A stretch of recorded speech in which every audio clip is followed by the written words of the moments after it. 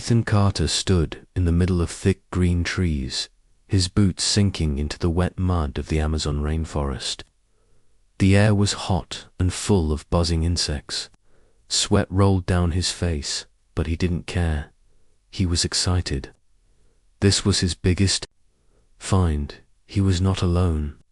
Around him, his small team worked hard, moving tools and brushing away dirt from the strange stone surface they had uncovered. The ruins were unlike anything they had seen before. Strange symbols covered the walls, and large stone blocks formed a circle around something in the center. Ethan stepped closer to the center. There, standing tall and silent, was a statue. It looked like a woman, but not human. Her eyes were large and shaped like almonds. Her skin was smooth and shining, like silver metal. Her body was strong and tall, with armor that seemed part of her skin. Her hands were crossed in front of her chest. Ethan reached out and touched the statue's arm. It was cold. "Do you feel that?" he asked Nora, one of his team members. Nora frowned and nodded. "It's like a pulse, like something alive." Their guide, an old man named Philippe, stood at the edge of the clearing. His face was pale. "This is not a place for people," he said. "The stories say she brings the end." Ethan turned to him. "Who is she?" Philippe shook his head. "The Sky Queen, the one who judges. That is what the elders say. She came long ago. She saw our world and fell asleep. They say, one day, someone will wake her."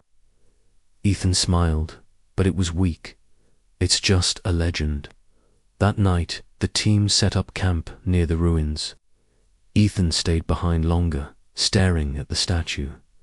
The sky grew dark. He sat alone, flashlight in hand, taking notes and drawing the symbols he had seen as the wind blew through the trees. A strange feeling grew in his chest. He stood up and walked to the statue. He looked into her eyes. They were beautiful, even if they were just metal. He didn't know why he did it. Maybe it was curiosity. Maybe it was something deeper. But he leaned in and kissed the statue's lips. For a moment, nothing happened. Then a soft light moved over the statue.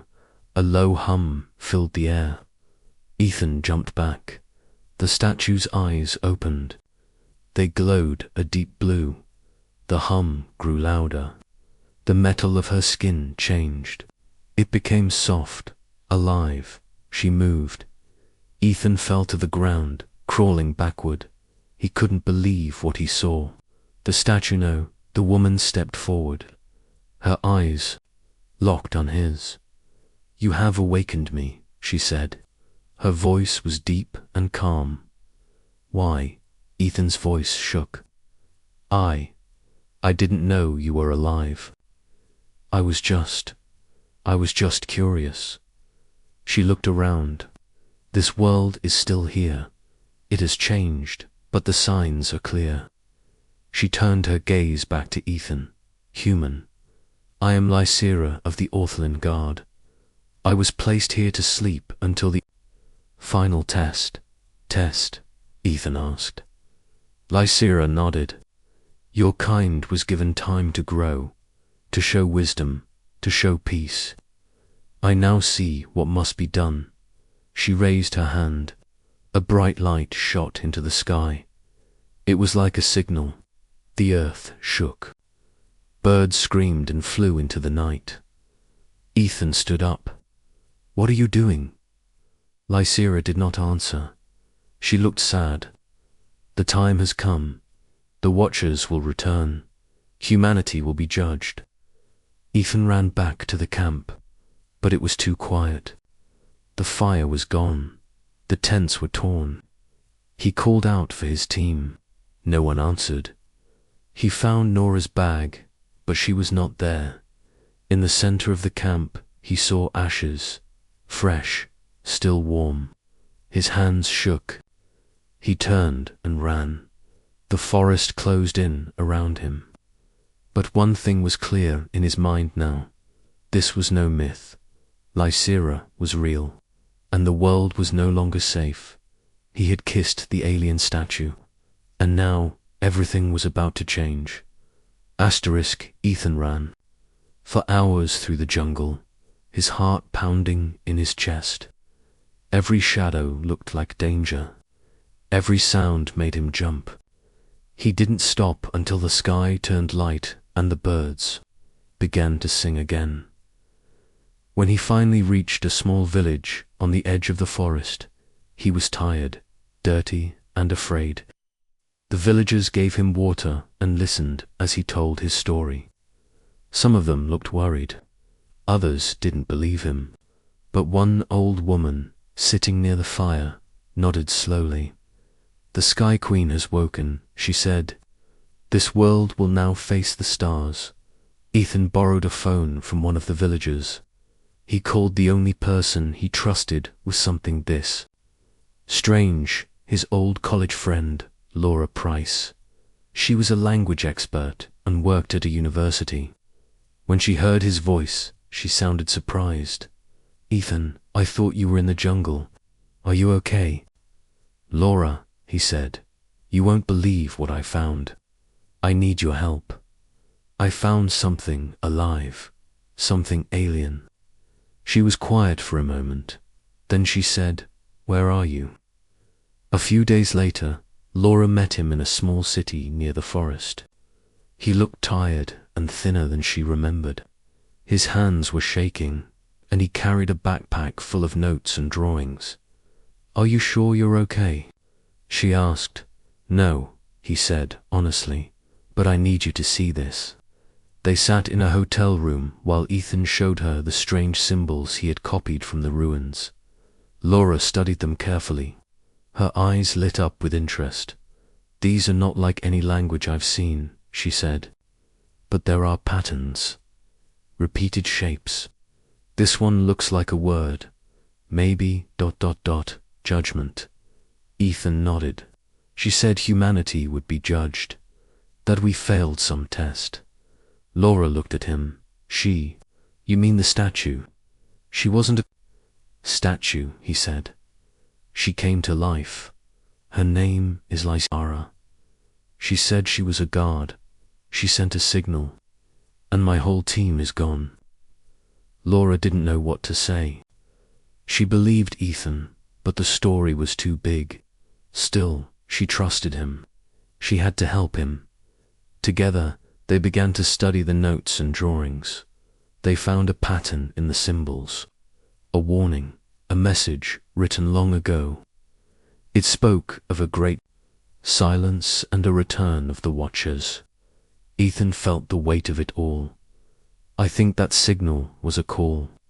I think something is coming." At the same time, in a secret government lab far away, a group of scientists studied the strange energy pulse that had come from the jungle. It had been picked up by satellites. The signal was not natural.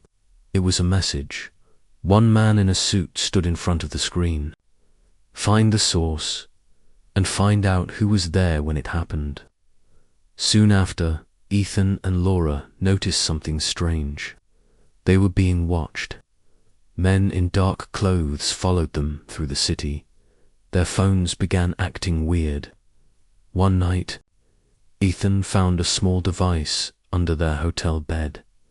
"They're tracking us," he said. Laura packed quickly. "Then we need to leave now." They left the city and moved to a smaller town near the coast. There, they continued their work in secret. Laura found a way to copy the signal pattern and compare it to old satellite data. What she found shocked them both. "This isn't the first time this signal has been sent," she said, "but it was always weak. Until now." Ethan leaned forward. "When was the last time?" Laura pointed at the screen. "Over 100 years ago. Then it stopped. Until you kissed that statue." Ethan sat back, feeling cold. What if she wasn't the only one? What if others are sleeping too? "Laura, looked at him. Then we have a bigger problem than we thought. Later that night, while they were reviewing data, the power went out. A moment later, someone knocked on the door. Ethan peeked through the window. 3 men stood outside. One of them held a weapon. "They found us," he said. Laura grabbed the laptop and ran to the back door. They escaped into the night, hiding in the darkness. The next day, they made their way to a remote area. Ethan knew someone who might help her. Woman named Clara, who ran a small radio station. She agreed to let them stay in the old storage room. There, Ethan and Laura set up their equipment again. Clara listened as they told her the story. She didn't say much, but she didn't laugh either. "I've seen strange things in this world," she said. "Maybe the world needs to hear your story." Ethan and Laura looked at each other. Maybe it was time to share what they knew. Maybe people needed to be ready, because the signal had been sent. And whatever was coming, it was already on its way. And Lysira had only just begun. Ethan and Laura stayed hidden in the small radio station for a few days. Clara brought them food and water and kept quiet about their presence. Outside, the world was starting to hear rumors. People were talking about strange lights in the sky, and strange dreams that felt too real. One night, Clara called them into the main room. She turned on the radio. A man was speaking with fear in his voice. "We are receiving reports from different countries. People are saying they saw a tall woman with glowing eyes in their dreams. Some say she warned them. Others say she showed them the end of the world." Ethan and Laura looked at each other. "It's her," Laura whispered. "It's Lysira." Lysira was not walking the earth in a normal way. She was appearing through screens, signals, and minds. People who had never met her described her the same way.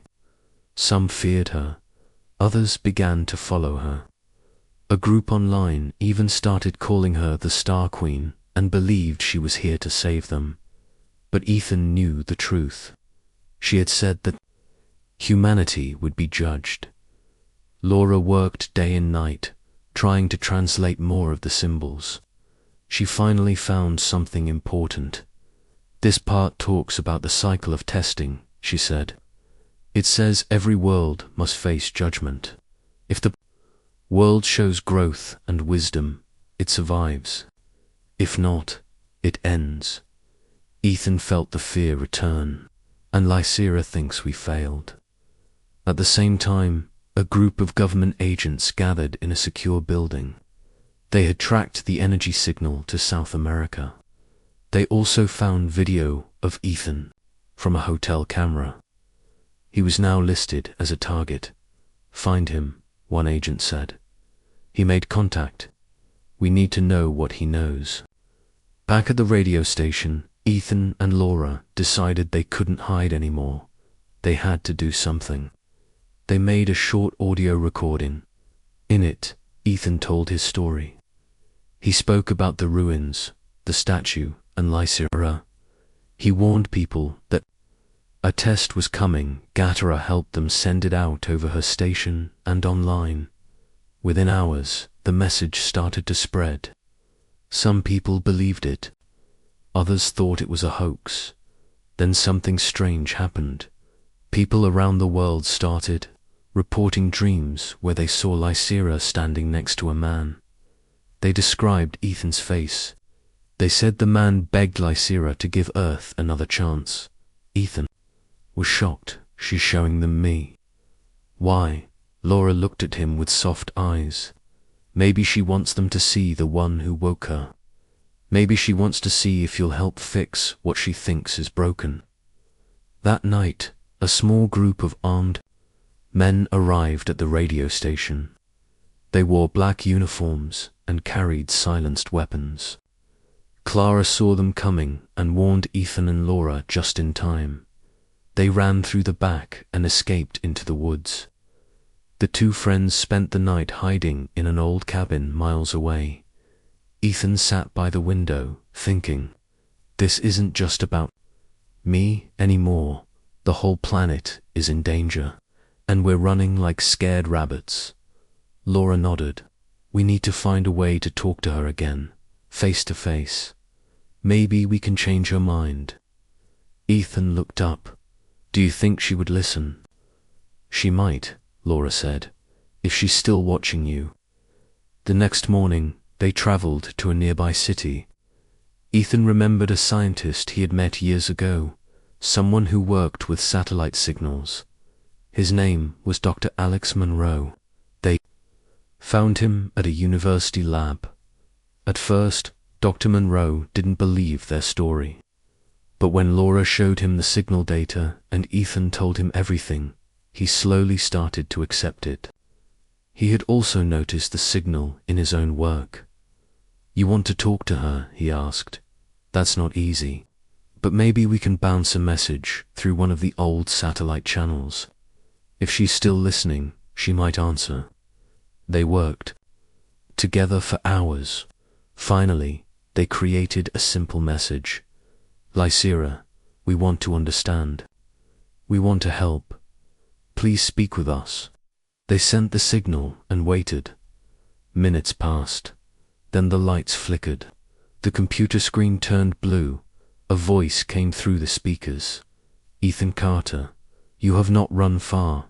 It was her. You seek answers. Yet you fear the truth. Your people have hurt this world, poisoned it, killed each other. Ethan took the microphone. Yes, we have done wrong, but we have also done good. We've made mistakes, but we can change. I believe that. There was silence. Then Lysira spoke again. I will give you one chance. Come to the place where I awoke. Bring no one else. There we will speak. There your world may find its path. The message ended.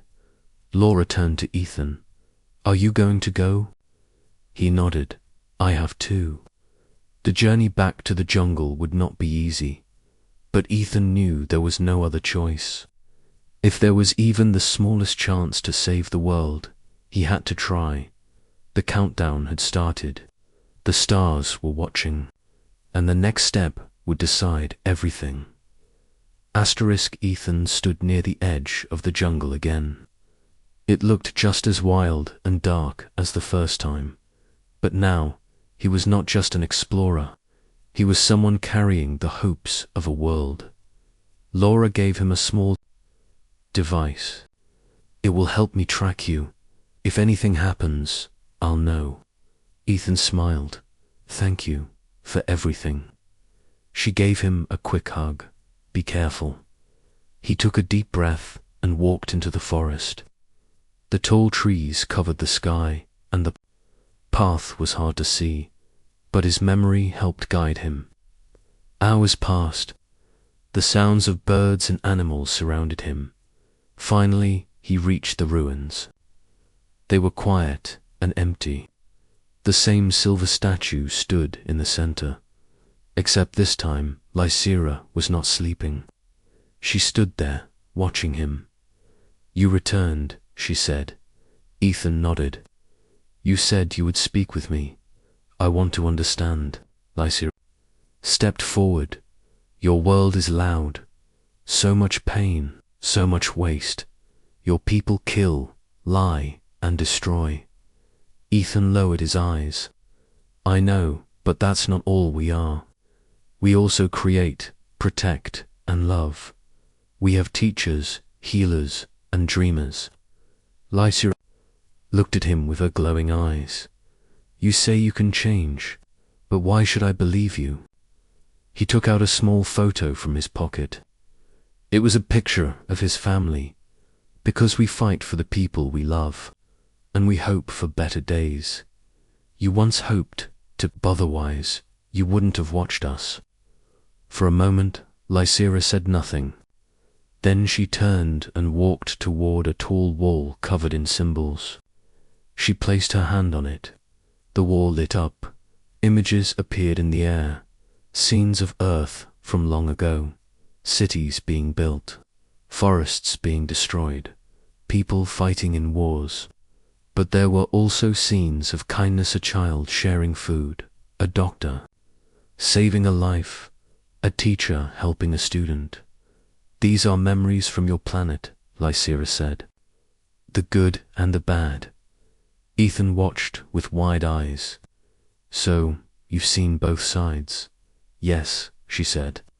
But my duty is not to feel. It is to judge. He stepped closer. Then judge us fairly. Judge us with truth, not fear. Lycera turned toward him. You still do not understand. I am not alone. The message I sent reached my people. The Othlin fleet is coming. They will decide your fate. Ethan felt a chill. How long do we have? Not long, days at most. Back in the city, Laura watched the device screen. It showed Ethan's signal, still active. She also saw news reports on TV. All around the world, strange things were happening. People were dreaming of the stars. A strange blue light appeared in the sky above some cities. Governments were holding emergency meetings. One news channel reported, a new object has entered our solar system. Experts say it is not a natural object. It appears to be moving on its own. Laura knew what it was. The Othlin fleet was near. Back at the ruins, Ethan sat with Lycera near the glowing wall. Can I speak to them? He asked. You are not ready, she said. Then prepare me, he replied. I want to try. She looked at him with a mix of curiosity and sadness. Then she nodded. Come. She led him to a round platform. Lights circled the edge. Stand. Here, she said. Ethan stepped onto the platform. The world around him changed. Suddenly, he was standing in space. Stars moved past him. Planets glowed in the distance. He realized it was a simulation, but it felt real. Lycera's voice spoke. In his mind, this is the path of your world, the path your people have taken. You must see it for yourself. He saw moments from Earth's history, both beautiful and terrible. Then he saw a future, a world in flames, cities ruined, silence everywhere. This is what may come, Lycera said. Ethan shook his head. Not if we change it. He then saw a different future, one where people worked together. Nature was healed. Peace was growing. This future is also possible, she said. When the simulation ended, Ethan was back at the ruins. He felt weak but strong at the same time. You have seen both ends, Lycera said. Now, you will help decide. Ethan nodded. I will do everything I can. As night fell over the jungle, Ethan sat near the fire. He looked up at the stars, knowing something powerful was coming. He had returned to the place it all started. Now, the world waited for its future to be written, and Ethan would be the one to help write it. The morning sky over the jungle was strange. A faint blue light moved slowly across the clouds. Ethan stood at the edge of the ruins, watching the sky. He knew the Othlin fleet was getting closer. Lycera stood beside him, her eyes glowing faintly. They are near. Soon they will see your world. They will begin the final judgment. Ethan looked at her. Can I speak to them? Just once? Let me try to explain what we are. Lycera didn't answer right away. Then she nodded. There is a way, but it is dangerous. If they see you as a threat, they may act quickly. Understand, Ethan said, but we can't just wait. Lycera led him deep into the ruins. They entered a large room underground, filled with light from floating orbs. In the center was a large crystal, glowing with energy. Symbols moved across its surface, This is the core, Lysira said. Through this, you can send your thoughts to the council, but they will see everything in your heart. They will feel your truth. Ethan stepped forward. He placed his hand on the crystal. It was cold at first, then warm. His mind began to float. He saw stars, ships, and beings of light. Then he saw the Othlan council tall, glowing creatures with long faces and bright eyes. They stood in a circle. One of them spoke. You are the human who woke our sentinel. Ethan nodded in his mind. Yes, my name is Ethan Carter. I came here to explore, but I found something more. I found Lysira, and now I understand the danger we face. Your kind has done much harm, said another voice. Your world burns. Your skies are sick. Your people fight each other. Why should we allow you to continue? Ethan took a deep breath. Because we are still learning. Yes, we have made mistakes, but we also create beauty. We care, we hope, we help each other. I have seen both the worst and the best of humanity. He showed them images from his mind. A mother feeding her child, a firefighter saving lives, a teacher helping students, a scientist working late into the night. The council was quiet. Then one asked, would you give your life to save your world? Ethan did not pause. Yes, if that's what it takes, I would. The light faded. Ethan fell to his knees, breathing hard. Lysira helped him stand. They heard you, she said softly. But they have not decided yet. Back in the city, Laura was watching the sky. News reports now showed large objects above Earth. People panicked. Some prayed, some ran, but many looked up and waited. Laura turned to Dr. Monroe. We have to tell the world the truth. Show them Ethan's message. Dr. Monroe agreed. They sent the message to major news stations, social media, and radio. The world saw Ethan speaking to the council. They saw his words, his truth, his hope. Many people cried, some smiled. Others felt something they hadn't felt in a long time. Unity in the jungle. Lysira looked at the sky. A beam of blue light touched the ground beside them. A figure appeared. He was tall, with silver skin and glowing eyes like Lysira. Lysira, he said, the council listens, but some wish for war, others wait. Lysira bowed her head. What can be done? The figure looked at Ethan. This human may help. A final act of choice must be made. One gesture that shows if Earth is ready. Ethan stepped forward. What do I need to do? The figure raised his hand. A small orb floated between them. Enter this. Face the trial of hearts. If you pass, the council may spare your world. Ethan looked at Lysira. She nodded. He touched the orb. A flash of light surrounded him. He opened his eyes and found himself in a dark room. Voices echoed around him. He saw people yelling, fighting, hurting each other. Then he saw war, pain, and fire. It felt real, it hurt. But then a small light appeared. A child offered him a flower. A stranger gave him food. A nurse helped someone walk. The voices changed. They became softer, kinder. He saw people building homes, planting trees, holding hands. The room filled with light. He heard a voice. This is the heart of your world. It is broken, but it beats. Will you carry it? Ethan said. Yes, always. The light faded. He was back in the ruins. Lysira and the other Othlan watched him closely. The tall figure looked at the sky. They have seen your heart. The choice will come soon. Ethan sat down, tired but full of hope. Lycera sat beside him. You did well. No matter what happens next, your voice has reached the stars. Ethan looked up. The ships were still in the sky. But now, he was not afraid. He had done his part. Now, the stars would decide.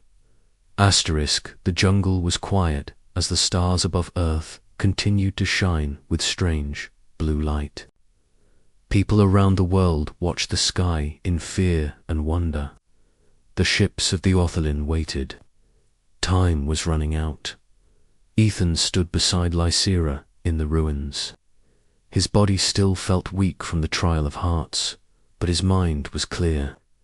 He had seen the good and bad in humanity. Now, all he could do was wait. Lycera looked up at the sky. The council is still thinking. They see your memories, they feel your emotions, but they are not yet sure. Ethan nodded. Then we keep trying. We keep showing them who we are. Suddenly, a bright beam of light shone down from the sky. It hit the center of the ruins. From the light, a figure appeared. This time, it was a female Orphelin, tall and graceful. Her silver skin glowed, and her voice was strong. I am Serana, voice of the council, she said. We have seen what you showed us, Ethan Carter. We have felt your pain and your hope, but we still have doubts. Ethan stepped forward. What more do you want to see? Sufton raised her hand. A small device floated toward him. We want your people to speak. Not just one man. We want to hear many hearts. Give this to your world. Let them speak freely. The council will listen. Lycera took the device and gave it to Ethan. You must return. Show this to your people. Tell them the truth. Tell them their voices matter. Ethan nodded. I will. A beam of light surrounded him, and in seconds, he was back near the edge of the jungle. Laura was waiting there with a small team of scientists. She ran to him. You're back. What happened? Ethan showed her the device. We have one more chance. The council wants to hear from the people. Dr. Monroe helped them connect the device to global networks. Within hours, the device was online, and the message was clear. This is your voice.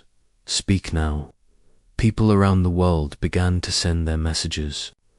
Children, parents, workers, teachers, farmers, and many more shared their hopes, their regrets, their dreams. Some asked for peace. Some admitted their wrongs. Some simply said they wanted a second chance. The device collected all of it. The words, the emotions, the truth. Back at the ruins, Serana and Lycera stood beside the glowing crystal. They listened. The voices of Earth filled the air. Lysira looked at Serana. They speak from their hearts. Do you hear them? Serana nodded slowly. Yes, I do. On the ships above Earth, the Orphelin Council watched in silence. The voices touched them in a way they had not expected. For the first time in many ages, they felt something more than duty. They felt connection. One council member spoke. They are still young, still lost, but they care. They fight for each other. Another said, perhaps there is hope after all. Finally, the leader of the council stood. Let us hear the voice that woke our sentinel one last time. Back on Earth, Lycera touched the crystal again. They are ready for you, Ethan. Ethan stepped forward and spoke to the sky. My name is Ethan Carter. I am not perfect. My people are not perfect. But we are alive. We feel joy. We feel pain. We dream and we try. That is who we are. We ask for time, time to grow, time to fix our mistakes. We don't ask for mercy. We ask for a chance. Silence followed. Then the sky lit up the largest ship in the fleet, moved. A voice echoed across the earth, not loud but clear.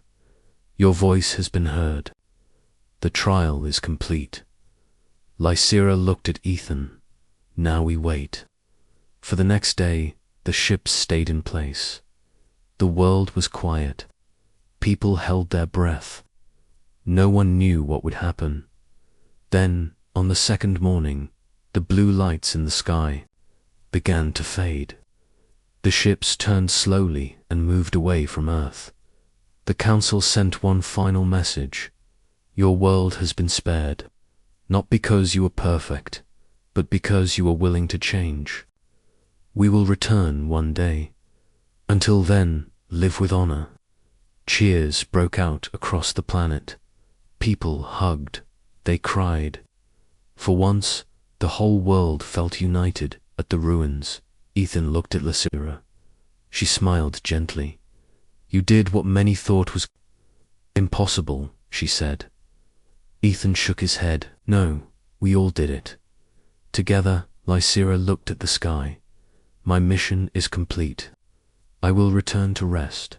Will I see you again? Ethan asked. She smiled. Perhaps, if your world stays on the right path. Then, slowly, she stepped back to the center of the ruins. Light wrapped around her.